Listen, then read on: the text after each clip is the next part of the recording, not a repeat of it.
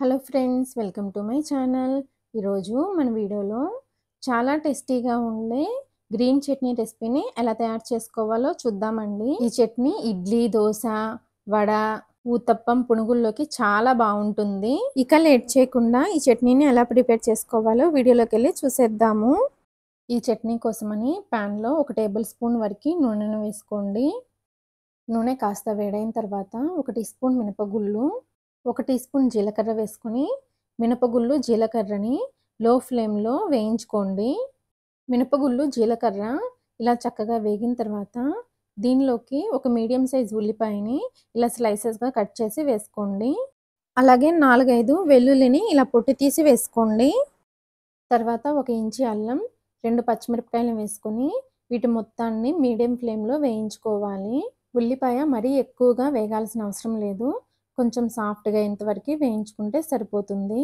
ఉల్లిపాయ ఇలా మెత్తగా అయిన తర్వాత దీనిలోకి ఒక చిన్న కట్ట వరకు కొత్తిమీరని కాడలతో సహా వేసేసుకోండి. అలాగే ఒక చిన్న కట్ట వరకు పుదీనా ఆకుల్ని కూడా వేసుకోండి.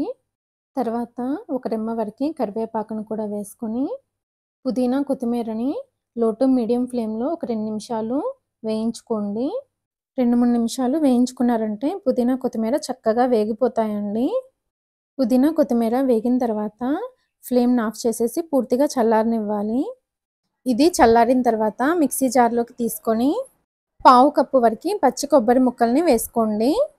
అలాగే రుచికి తగినంత ఉప్పు, చట్నీని గ్రైండ్ చేసుకోవడానికి తగినన్ని వాటర్ వేసుకొని చట్నీని మరీ మెత్తగా కాకుండా కొంచెం బరకగా గ్రైండ్ చేసుకోండి.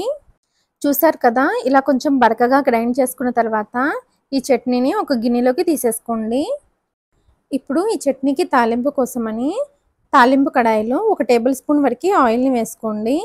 ఆయిల్ కొంచెం వేడైన తర్వాత 1 టీ స్పూన్ ఆవాలు, 1 టీ స్పూన్ మినపగుళ్ళు వేసుకొని ఈ రెండింటిని లో ఫ్లేమ్లో వేయించుకోండి. ఇవి వేగేటప్పుడే ఒక ఎండుమిరపకాయని ఇలా కట్ చేసి వేసుకొని తాలింపుని వేయించుకోవాలి.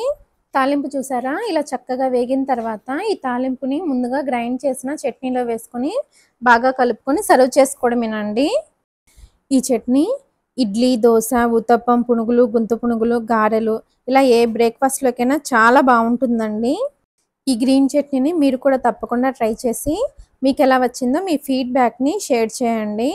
ఈ చట్నీ రెసిపీ కనుక మీకు నచ్చినట్లయితే నా ఛానల్ని లైక్ చేసి, షేర్ చేసి, సబ్స్క్రైబ్ చేసుకోండి. Thanks for watching.